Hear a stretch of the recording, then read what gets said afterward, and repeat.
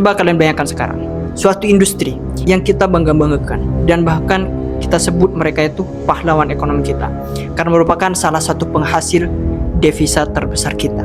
Tapi ternyata ya, pada akhirnya industri ini itu hanya ilusi semata atas kebusukan dan kehinaan yang mereka lakukan. Betapa kecewanya kita ya. Pertanyaan sekarang, industri apa itu? Jadi tonton video ini sampai akhir.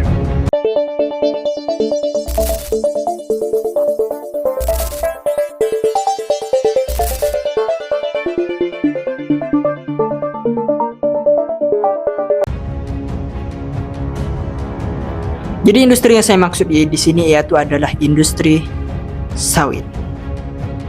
Baru-baru ini ya, terungkap ada sekitar 300 pengusaha sawit yang diduga mengemplang pajak hingga 300 triliun. Bayangin, gak bayar pajak 300 triliun.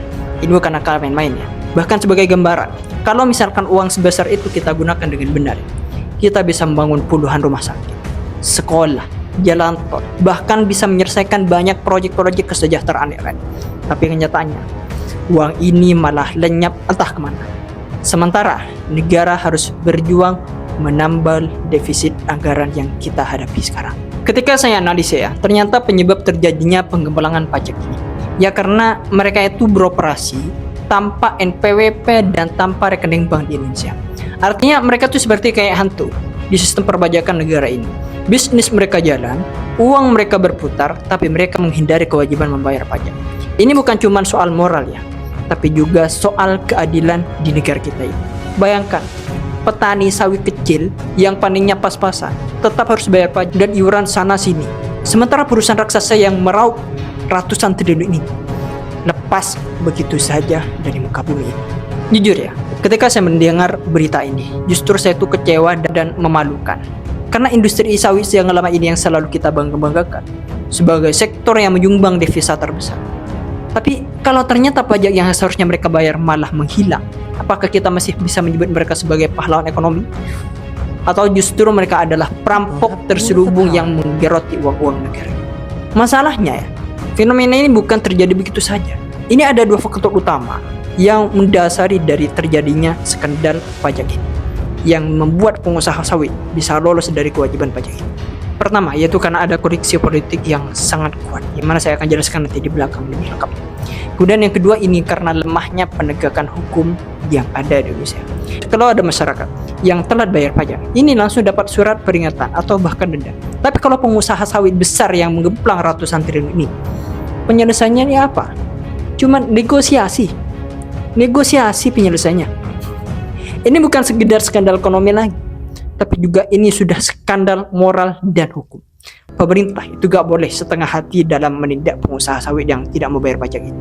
Kalau mereka ini bisa menikmati keuntungan dari tanah yang ada di Indonesia, merusak hutan kita, dan meraup miliaran rupiah, maka mereka juga harus bertanggung jawab untuk membayar pajaknya.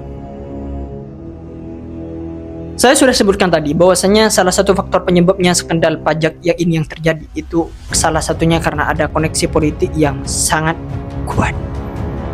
Ini merupakan faktor utama menurut saya. Satu-satunya faktor yang sangat berpengaruh.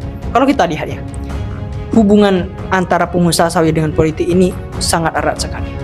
Ternyata ketika saya lihat dan analisa, saya pikir-pikir, ternyata hubungan ini tuh kayak ibarat sebuah simbiosis, di mana kedua belah pihak itu saling membutuhkan untuk mencapai keuntungannya masing-masing.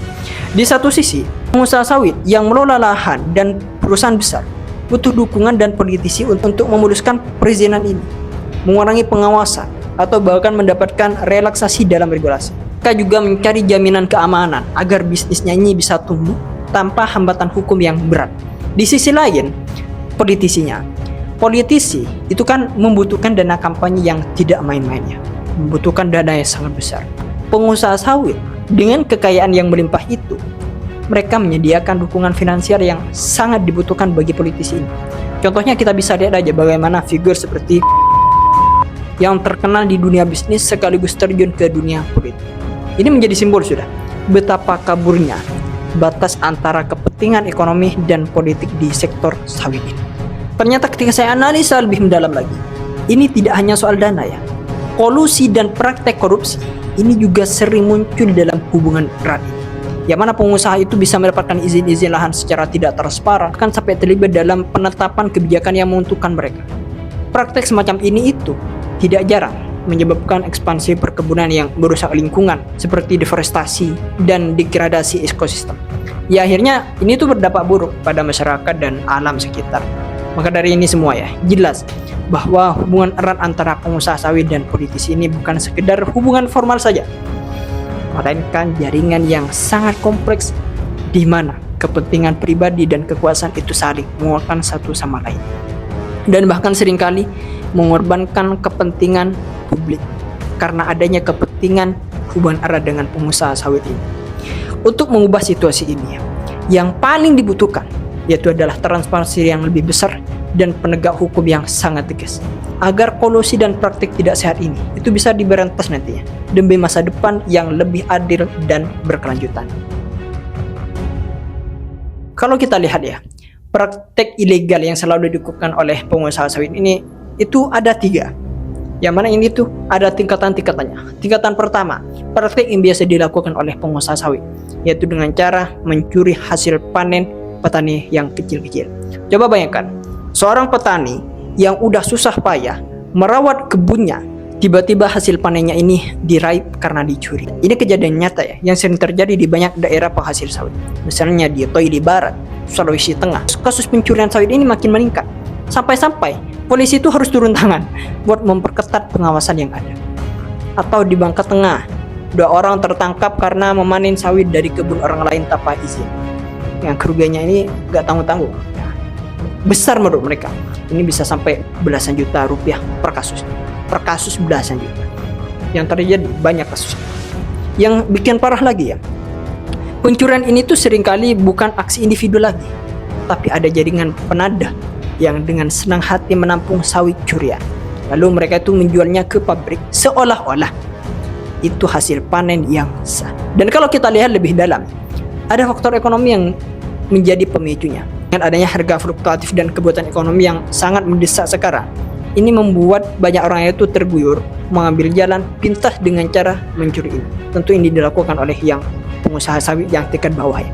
Kemudian ada juga praktik ilegal yang dilakukan oleh pengusaha sawit yang tingkat medium lah, yaitu dengan cara pemalsuan dokumen lahan. Kalau tadi kita bicara soal pencurian hasil panen, yang ini lebih ke level korporasi dan permainan tingkat tinggi lagi. Pemalsuan dokumen lahan. Seperti salah satu kasus besar yang terjadi di Papua kemarin, di mana ada dugaan pemalsuan izin untuk perkebunan sawit yang bernilai miliaran US dollar. Kasus ini itu gak main-main, karena bukan hanya petani kecil yang dirugikan ya, tapi juga hutan dan ekosistem yang akhirnya itu dikorbankan nanti. Di Riau ada juga sengketa antara sebuah koperasi petani sawit dan PTPN 4 yang berujung ke dugaan pemalsuan dokumen lahan. Coba bayangkan, bagaimana lahan yang harusnya dikelola petani malah jatuh ke tangan pihak yang memanipulasi dokumen-dokumen kepemilikan tanah ini. Banyak orang mungkin itu gak sadar, tapi pemalsuan dokumen lahan ini itu efeknya jangka panjang. Bahkan ini tuh bukan cuma merugikan petani atau perusahaan yang sah, tapi ini sudah juga menciptakan konflik berkepanjangan nantinya.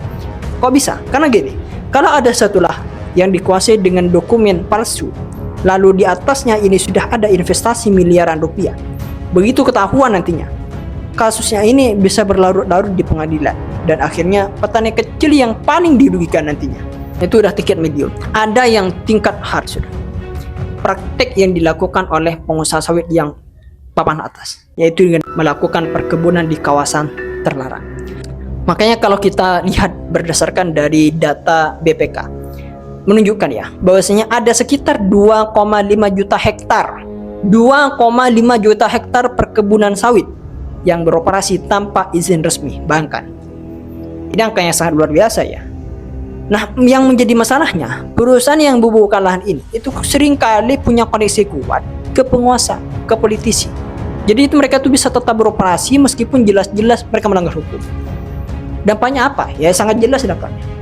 Hutan kita makin menyusut, deforestasi meningkat, satwa liar kehilangan habitatnya, dan karbon yang tersimpan di hutan-hutan itu lepas ke atmosfer, dan bahkan ini tuh bisa memperburuk perubahan iklim yang ada di Indonesia.